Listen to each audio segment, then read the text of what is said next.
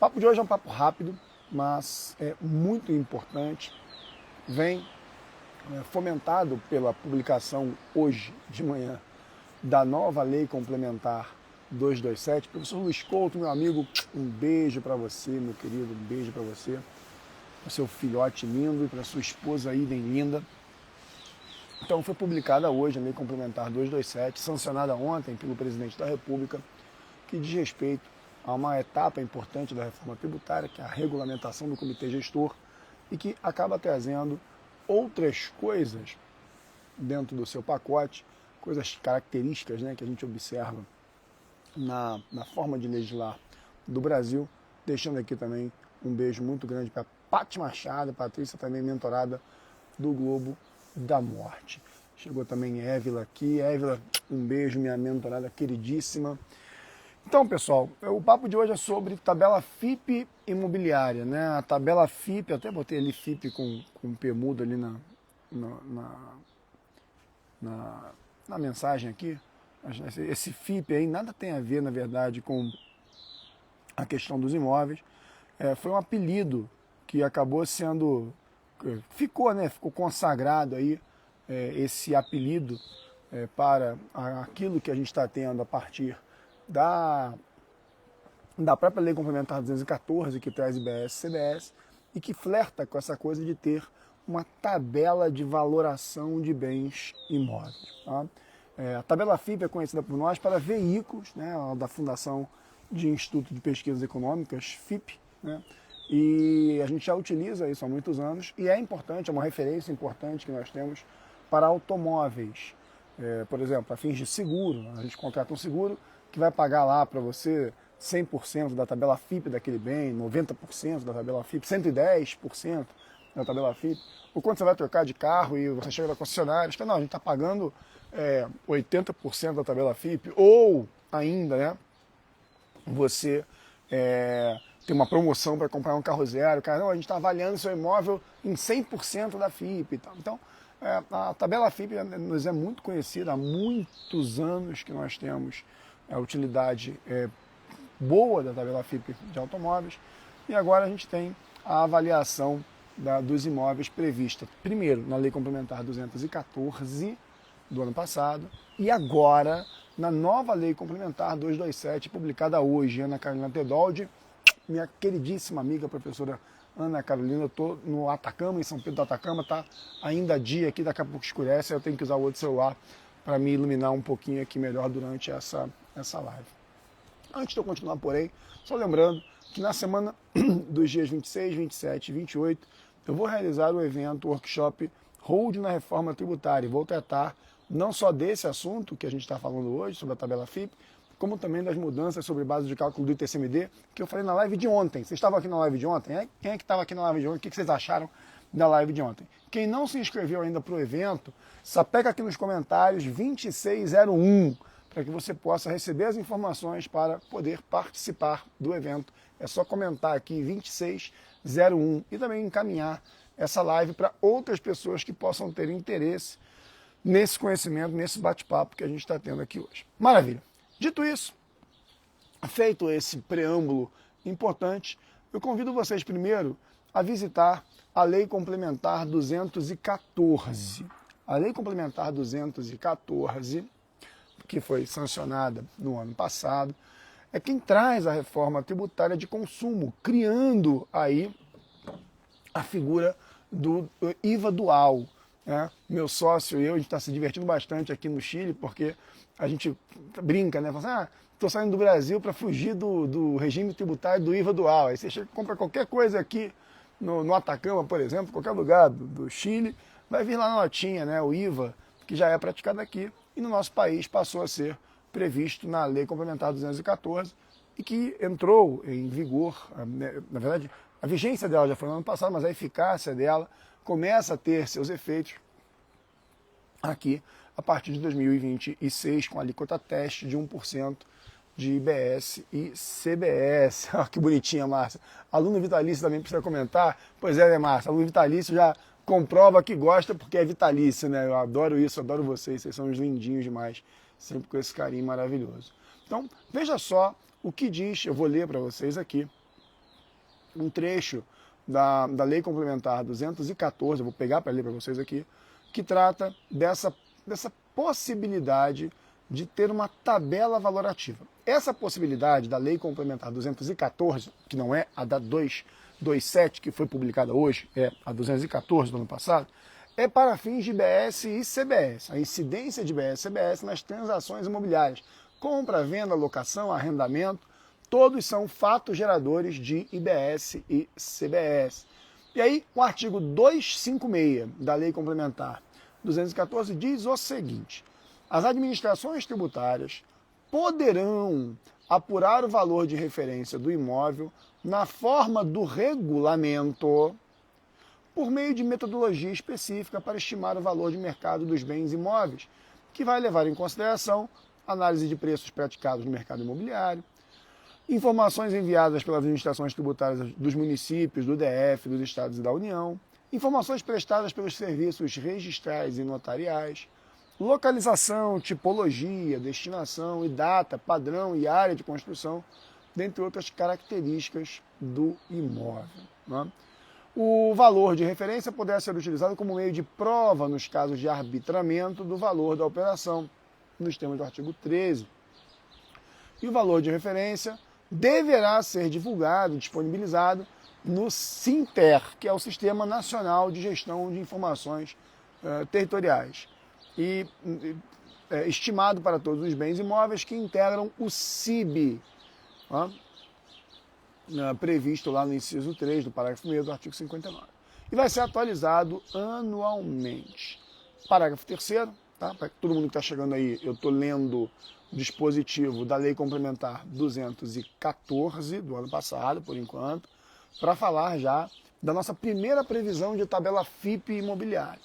E aí, esse artigo 256 traz essa possibilidade e ele, inclusive, diz que o valor de referência deverá ser divulgado e disponibilizado no SINTER e que poderá ser, lógico, impugnado por meio de procedimento específico nos termos do regulamento.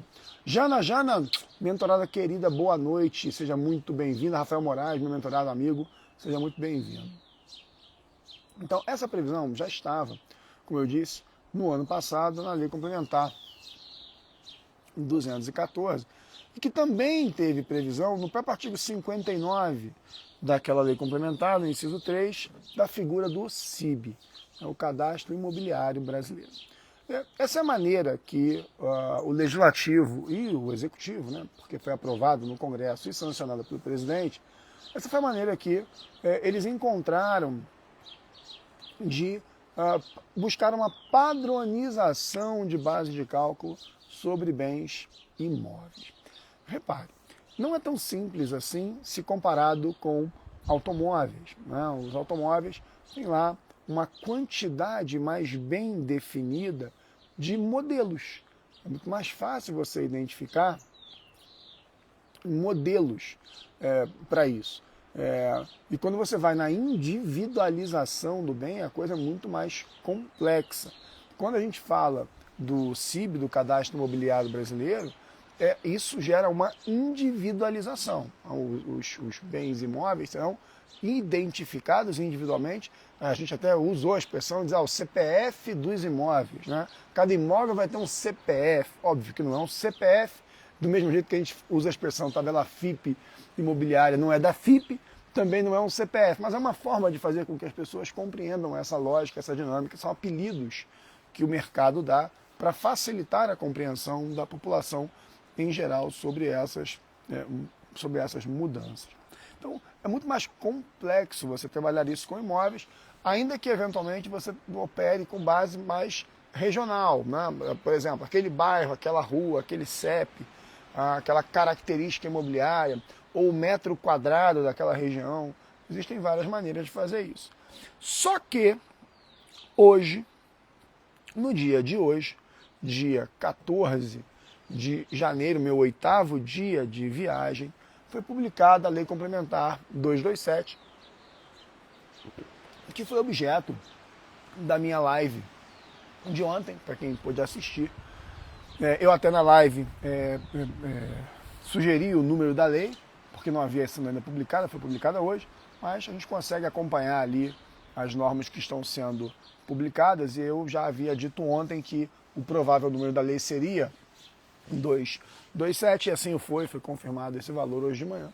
E regulamenta a IBS-CBS, o Comitê Gestor de IBS-CBS, e trata de ITCMD, que foi o tema de ontem, e trata também de tabela FIP para o ITBI. Karina Jabor, boa noite, minha amiga, mentorada Globo da Morte, sempre presente, feríssima no planejamento patrimonial internacional. Seja muito bem-vinda, minha querida.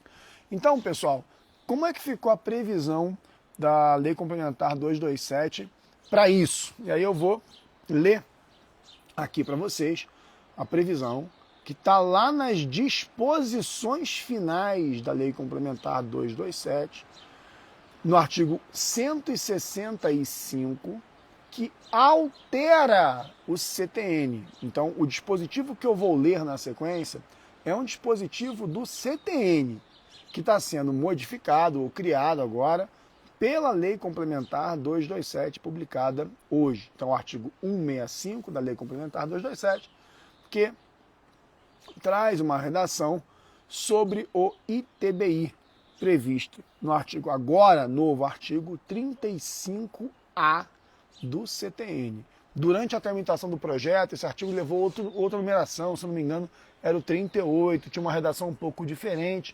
A redação final, que foi publicada hoje, ficou da seguinte maneira: artigo 35A do CTN, que teve o caput vetado, no seu parágrafo 1º, assim diz: considera-se valor venal, para fins do caput deste artigo, o valor pelo qual o bem ou direito seria negociado à vista, em condições normais de mercado. Presta atenção no que eu vou dizer agora, porque há uma tese para questionar, inclusive, a própria possibilidade desse texto. Ele diz: considera-se valor venal para fins, só pegar aqui de novo, para fins do caput deste artigo, e aí ele se refere ao caput do artigo. Eu não sei se vocês todos estão assistindo a live do seu celular. Caso tenham aí outro aparelho, um computador, para que vocês possam abrir, eu sugiro cliquem aí, Lei Complementar 227, e na sequência cheguem junto aí comigo no dispositivo que eu estou mencionando. Lá nas disposições finais, tá, pessoal? Lá nas disposições finais, tá? Aqui, ó. Cuidado com o número do dispositivo. O pessoal fala assim, o 38 mesmo. Mas vai lá nas disposições finais, no artigo 156 da lei, primeiro. Vai lá no artigo 156. Estou pegando aqui junto com vocês, para não... Estou pegando no site do Planalto, tá, pessoal? Para ler junto com vocês, tá? Aqui, ó. Boa, a galera que está no celular, depois pega no notebook. Deixa eu reabrir aqui. 156, só um minuto. Cansativo, esse troço aqui é gigante. É muito gigante, peraí.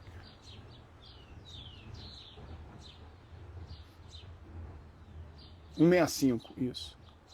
Vou localizar na página. 165, é o que eu estava lendo, tá?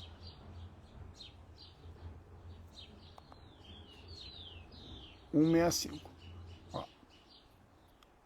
A Lei 5172, que é o CTN, passa a vigorar com as seguintes redações, tá? O pessoal está falando que é o 38. Eu estou com a lei aberta do Planalto aqui, tá, pessoal? Ah, ok, é verdade. O 35A que foi vetado, isso. Tá aqui, é porque ele tá com um pontinho do outro lado assim. Isso.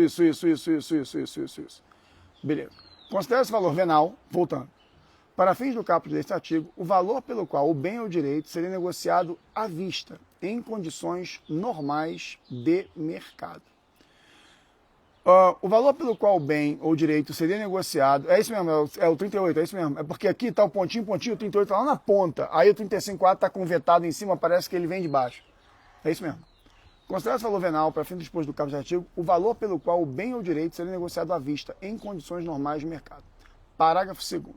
O valor pelo qual o bem ou direito será negociado à vista, em condições normais de mercado, de que trata o parágrafo 1º desse artigo, será estimado por meio de critérios técnicos, considerando pelo menos um dos seguintes critérios, né? Aquele suprime critério. 1.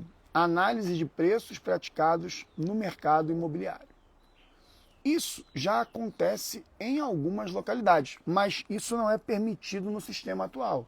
O Rio de Janeiro, por exemplo, o município do Rio de Janeiro já tem critérios de preços praticados, análises de preços praticados no mercado. Goiás, por exemplo, faz isso para ITCMD. Tem lá uma metodologia de tabela FIP imobiliária. Só que essas existências, esses comportamentos que nós temos hoje, são absolutamente proibidos pelo artigo 148 do CTN. Absolutamente proibidos, porque eles determinam que, para fins de base de cálculo de tributos incidentes sobre operações com bens, em que o valor do bem é a base de cálculo, necessariamente deve-se privilegiar o valor apontado pelo contribuinte. E apenas quando o contribuinte não aponta o valor ou o valor apontado não merece fé, é que pode o ente tributante, e ali no 148 não é só sobre TBI, tá, pessoal? Não é só sobre TBI. Pode o ente tributante expressamente fazer a fixação de um valor por meio de um procedimento administrativo que vai ser dado ao contribuinte o contraditório e a ampla defesa e, consequentemente, o CTN nunca admitiu que o município ou o Estado, no caso do ITBI o município, no caso do ITCMD os estados, tivessem uma pré-fixação, uma pré-avaliação, uma tabela FIP imobiliária, como alguns já fazem. O município do Rio já faz, como eu estou dizendo, o estado de Goiás já faz, e vários outros fazem. Só que eles não têm essa possibilidade hoje, tanto que o STJ, expressamente no julgamento do tema repetitivo 1113, tratando de ITBI, reforçou a redação do 148 do CTN. O STJ não tinha nem como julgar diferente. Ele só disse, olha só, lê o CTN 148, não tem o que fazer. Não tem como o município pré-fixar um valor. E isso foi dito no julgamento do tema repetitivo 1113 do STJ. Só que agora tem a previsão para a tabela FIP. Primeiro critério, análise de preços praticados no mercado. Segundo critério, informações prestadas pelos serviços notariais e registrais ou por agentes financeiros E aqui, galera, prestem atenção, porque isso já está previsto lá na lei complementar 214 no IBS-CBS. Tá? Essa mesma lógica de você usar os dados fornecidos pelos cartórios, né, os serviços notariais e registrais, cartórios de notas e de registros, ou também por instituições financeiras, agentes financeiros intermediadores da operação financeira. 3. Localização, tipologia, destinação, padrão e área de terreno e construção, dentre outras características dos bens imóveis. É mais ou menos como faz Goiás, né? Goiás faz isso para a ITCMD. E outros parâmetros técnicos usualmente observados na avaliação de imóveis. Então, a Lei Complementar 227, publicada hoje, expressamente traz a tabela FIP imobiliária, alterando lá o artigo 38, que tinha dito sem querer artigo 35, por conta aqui da estrutura física da página, tá? O artigo 38 do CTN, para essa possibilidade. A Júlia perguntou, mas onde fala a tabela da FIP, né? Não usa essa expressão, na verdade, até comentei um pouco antes, Júlia, talvez você tenha chegado um pouquinho depois. Eu estava comentando que, na verdade, a expressão tabela FIP está sendo usada como um apelido comercial. O mercado está se comunicando assim. Do mesmo jeito que quando se falou do CIB, o Cadastro Imobiliário Brasileiro, a gente fala, todos os imóveis vão ter um CPF, né? Não é que eles vão ter um CPF, mas é um elemento de individualização. Do mesmo jeito que a gente acabou pegando a expressão tabela FIP para fazer com que as pessoas compreendam essa possibilidade de uma pré-avaliação feita tal qual a gente tem para automóveis. Aí sim, o que é fornecido pela FIP para os automóveis. Então é um apelido carinhoso, Júlia, que o mercado acabou dando e eu estou utilizando aqui da mesma maneira. Maravilha. Bom, continuando aqui, o parágrafo 3º do artigo 38 do CTN passa então a ter a seguinte redação: as administrações tributárias dos municípios, do DF e do DF, deverão divulgar os critérios utilizados para estimar o valor venal a que se refere o caput deste artigo, o qual poderá ser contestado pelo contribuinte mediante a apresentação de avaliação contraditória em procedimento específico, nos termos da legislação específica municipal e distrital. Eu vou ler de novo. Se você prestar atenção, ele está exigindo etapas para que os municípios possam, e o DF, quanto ao ITBI, quando o DF funciona como municipalidade, para que eles possam colocar em prática essa tabela FIP. Eu vou ler de novo. As administrações tributárias dos municípios e do DF deverão divulgar os critérios utilizados para estimar o valor venal a que se refere o caput deste artigo, o qual poderá ser contestado pelo contribuinte mediante a apresentação de avaliação contraditória em procedimento específico nos termos da legislação específica municipal ou distrital.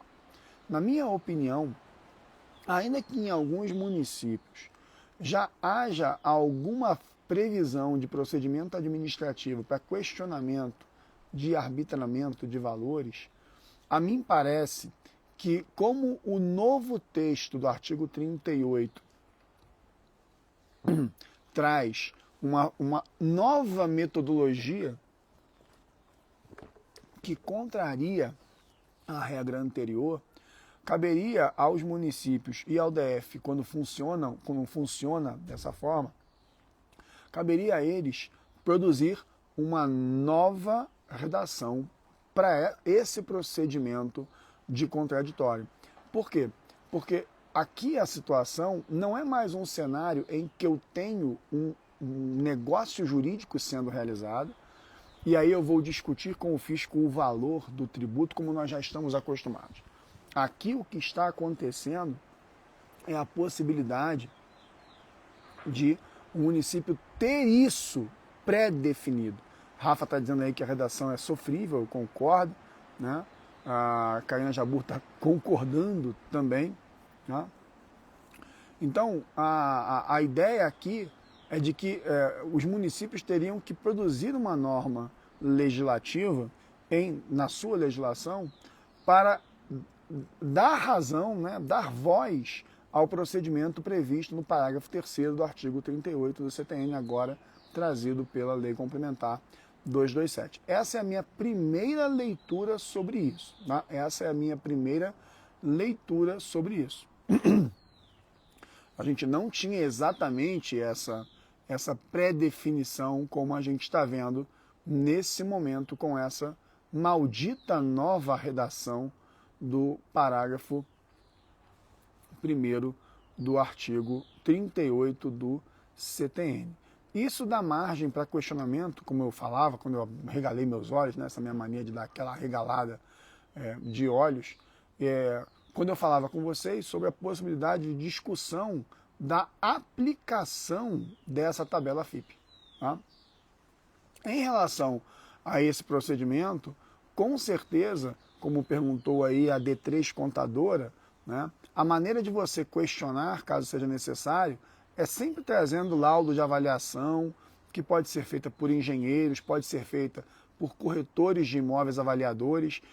Observe que o Conselho de Corretores de Imóveis, o CRECE, tem uma lista de corretores que são, no site do CRECE você acha isso, que são habilitados para fazer a avaliação. E nesse caso, você poderia contestar. Mas o que eu quero dizer é o seguinte: nós não tínhamos esse parágrafo 1º no artigo 38 do CTN. A única coisa que o artigo 38 do CTN dizia era a base de cálculo do imposto ao valor venal dos bens ou direitos. Beleza. Beleza, é o valor venal. Em que valor venal, ao contrário do que muita gente imagina, é o valor de venda, é o valor de mercado. Normal, o venal vem de venda.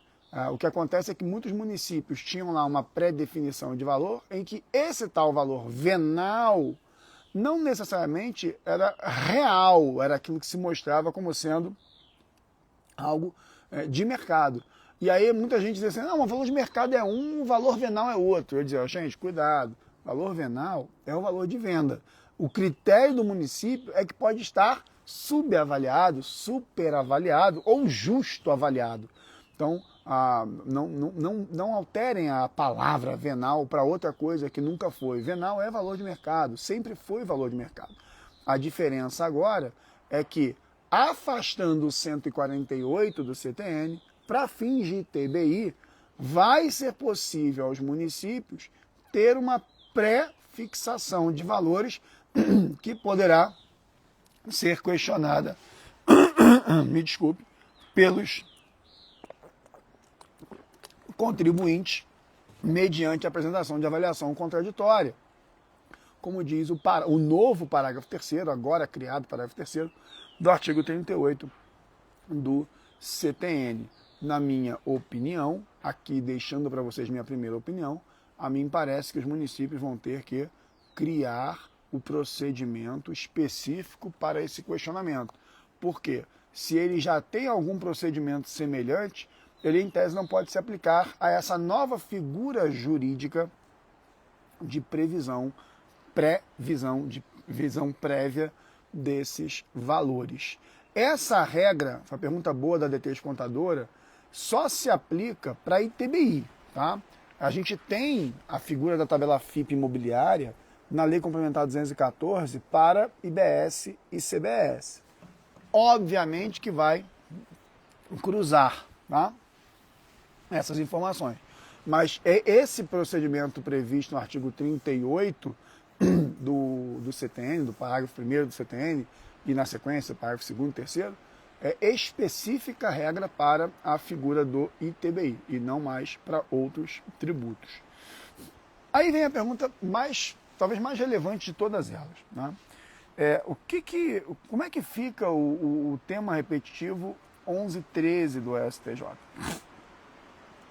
Como é que vai ficar o tema repetitivo 1113 do STJ nessa história? Porque, como eu disse ainda há pouco, o STJ, no julgamento do tema repetitivo 1113, reforçou a redação do artigo 148 do CTN, no sentido de que os municípios não podem pré-fixar valores para a base de cálculo do ITBI. E agora nós temos uma lei complementar dizendo que os municípios podem pré-fixar valores nesse sentido. Então, como é que fica esse choque? Entenderam a minha pergunta, pessoal? Estão captando aí a ideia da pergunta? Assim, a maldade é essa. Como é que fica esse choque entre o julgamento do STJ, no tema repetitivo 1113, e a novel previsão do parágrafo 1º, dos parágrafos 1º, 2º e 3º do CTN, do artigo 38 do CTN, que dizem exatamente o oposto. Tá? Então vamos lá. Calma.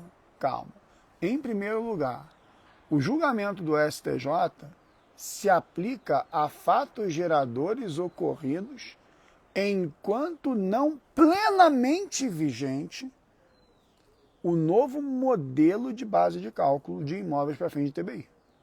Enquanto não plenamente vigente, tá? Então, onde eu quero chegar com isso? Enquanto os municípios não fizerem os seus procedimentos para se adequar aos parágrafos 1º, 2º e 3º do CTN, criados pela Lei Complementar 227, publicada hoje, enquanto os municípios, o DF na sua função de municipalidade, não criarem esses procedimentos, eles não podem, na minha opinião, aplicar uma previsão de valores, porque eles não terão atendido a redação expressa do parágrafo 3º, que fala que poderá ter em procedimento específico, mediante a apresentação de avaliação contraditória, nos termos da legislação específica municipal e distrital. Então, se eu tenho um novo dispositivo, trazendo um novo procedimento, uma nova forma de enxergar a avaliação imobiliária para fins de TBI, e que esse novo dispositivo exige que haja um procedimento para fins de contraditório previsto na legislação específica dos municípios e do DF para fins de TBI, se essa legislação específica não existir, nós não temos a possibilidade de aplicação plena do parágrafo 1º, parágrafo 2º e do parágrafo 3º do artigo 38 do CTN. Vocês concordam comigo? Vocês estão entendendo onde eu estou provocando? É muito semelhante com o que nós comentávamos ontem sobre a questão do ITCMD e da base de cálculo das cotas e ações. Tá? Então, na minha opinião, exatamente, Iago, muito bom. Tá? Não se confunde em tese com a FIP de BS-CBS, porque lá dito que é específico para BS-CBS. Mas lá, e aqui também, ele prevê a possibilidade de cruzamento de informações, tá, Iago? Então é muito provável que haja convênio nesse sentido. Esses dados vão se cruzar para formar esse grande banco de dados, tá? Então, pessoal, minha leitura, onde eu acho que vai ter muita judicialização, especialmente nos municípios que já têm essa mania de fazer isso, como o meu Rio de Janeiro, por exemplo. Enquanto os municípios não criarem na legislação específica o procedimento contraditório previsto no parágrafo 3º do artigo 38 do CTN, cuja redação foi publicada hoje com a Lei Complementar 227, não vai poder aplicar essa regra. E aí, na minha opinião, continua valendo a aplicação do 148 do CTN e, claro, o tema 1113 do CTN.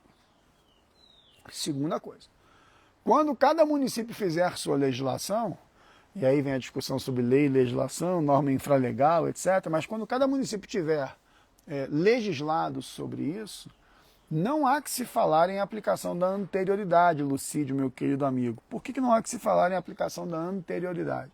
Porque nesse caso não é nem criação de tributo, nem majoração de tributo. Não há majoração de tributo aqui. É um critério de base de cálculo, é um procedimento, apenas para dizer a ordem dos fatores. Se é a gente que indica o valor, se é o município que indica o valor, como é que fica a questão do contraditório sobre esses valores? É só isso. Então, por não se tratar de criação ou majoração de tributo, não pode se falar, não há que se falar em aplicação da anterioridade, infelizmente. Eu não sou o cara que vai ficar jogando confete para tudo aquilo que possa ser benéfico ao contribuinte, como se o contribuinte tivesse certo o tempo todo, tá?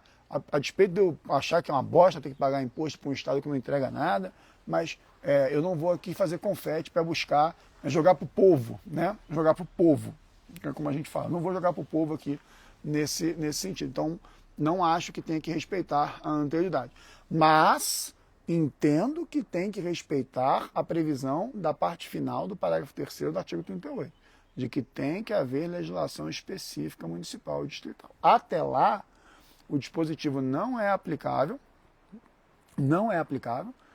e continua valendo a regra. Deixa eu botar aqui a luz do outro celular só para garantir aqui a claridade para vocês enquanto isso, porque já começou a escurecer bem aqui. Eita, que ficou forte demais, deixa eu diminuir. Então, não é aplicável nesse momento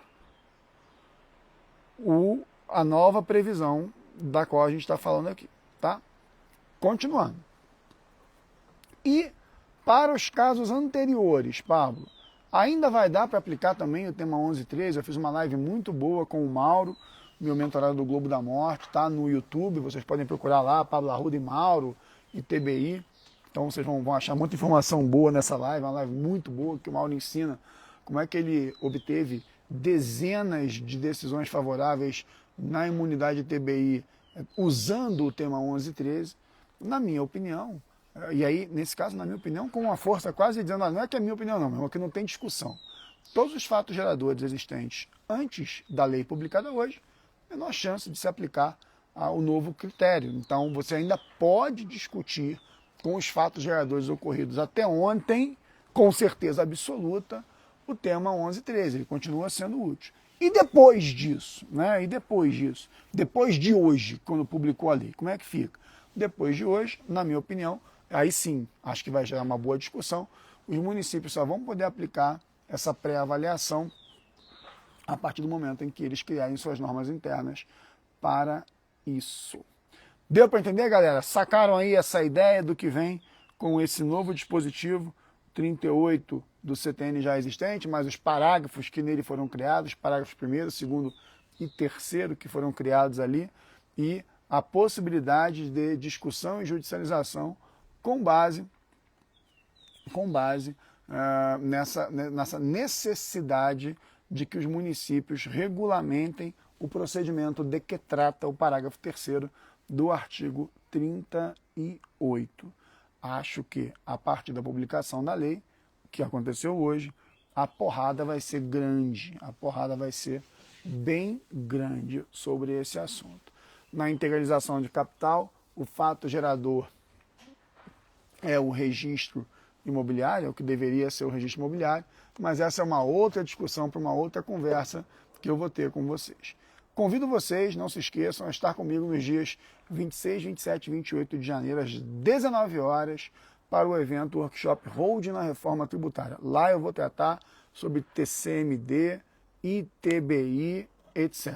E depois eu vou fazer uma live sobre esse assunto, que foi essa pergunta maravilhosa do fato gerador, que até a Júlia já veio aqui, né, a data do instrumento e tal, que é um assunto interessante que a gente vai discutir, né, um assunto importante para discutir, que é o momento do fato gerador do ITBI. Isso vale para compra e venda, isso vale também para a integralização de capital social. Mas esse assunto eu vou bater numa outra live, porque isso também está tratado na Lei Complementar 227, publicada hoje, que eu comentei com vocês ontem também na live sobre TCMD. Quem não assistiu a live de ontem, corre lá para assistir, está salva no sistema, como vai ficar salva essa aqui também.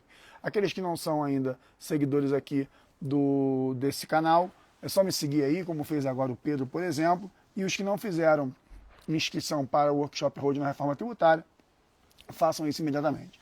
REARP, esquece REARP, eu tenho uma aula, eu não me lembro se eu fiz live sobre REARP, fiquei com dúvida agora se eu fiz live sobre REARP.